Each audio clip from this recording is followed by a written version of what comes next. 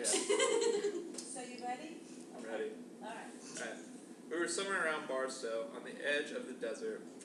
When the drugs began to take hold, I remember saying something like, I feel a little bit lightheaded, maybe you should drive.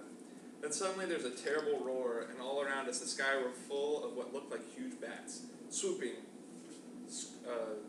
scraping, diving, all around the car. We were going about 100 miles an hour at top speed to Las Vegas. And I screamed, "Holy Jesus, these goddamn animals are going to kill us." This is gonzo journalism. Gonzo journalism is a kind of journalism created... I'm sorry, I got off on the wrong foot. Today I'm going to talk about gonzo journalism. Gonzo journalism, I will be talking about the creator of gonzo journalism, who still writes gonzo journalism, and tell you the normal form and techniques to write gonzo journalism. So before we get started, actually, I want to talk about this. This is actually the gonzo sign. It was a fist with two thumbs holding like an emerald. And it's printed on all gonzo writing books, which is kind of weird. Like, it's kind of like a little cult group that, like, not cult though, like as a religious organization, but like they just like got this whole sign of doing this thing, and it's on most gonzo style writing books. So gonzo journalism, it's a style of journalism which is written subjectively, often including the reporter as part of the story via the first person narrative. The word gonzo was first used in 1970 to describe an article by Hunter S. Thompson, who later popularized the style. Sorry.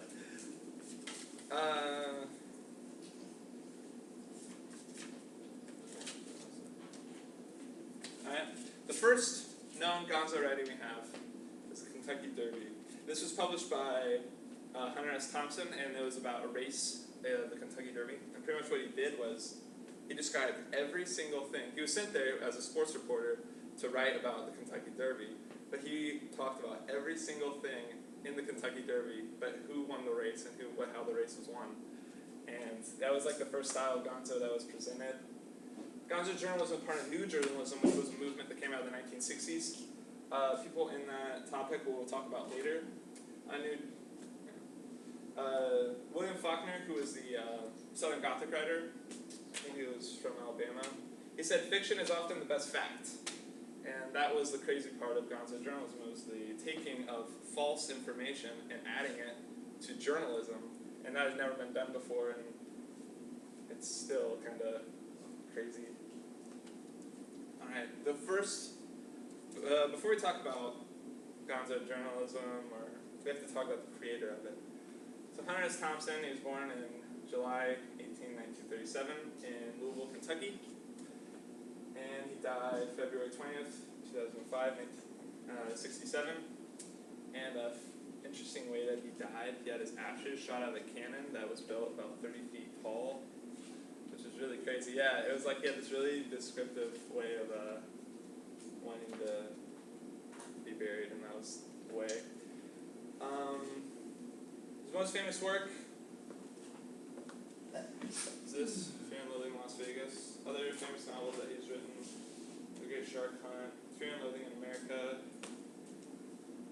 Songs of Doom, that's not that popular.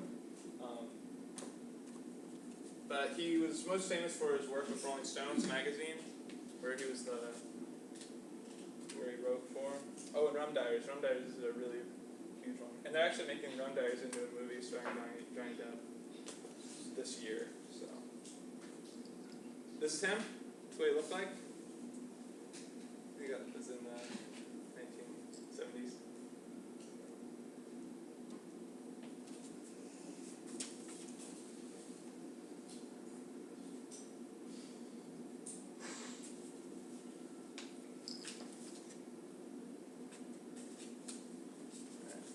Other people who worked in gonzo writing is Tom Wolfe. Tom Wolfe wrote The Electric Kool-Aid Acid Test, which was about the Summer of Love in 1969 in San Francisco. Wrote about Ken Kingsley, who wrote One Flew Over the Cuckoo's Nest. It was mainly about him and like his journey through that whole time. And Lester Bangs, is that guy right here. Lester Bangs was the writer for Cream magazine. He He's another kind of ridiculous dude.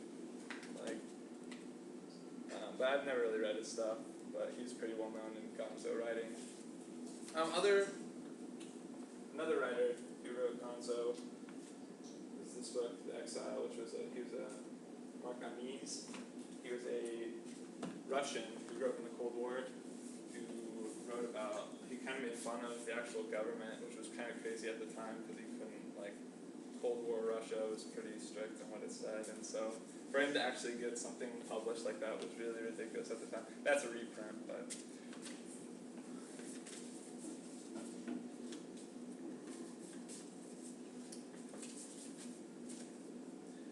Gonzo journalism is not. So today we talked about what Gonzo is, the creator of it, and who wrote it. Gonzo journalism is not just a part of writing, as it is also a part of history. It was born in a time of change and revolution, and is change and revolution. And these were the people who recorded it. They were the voice of a generation.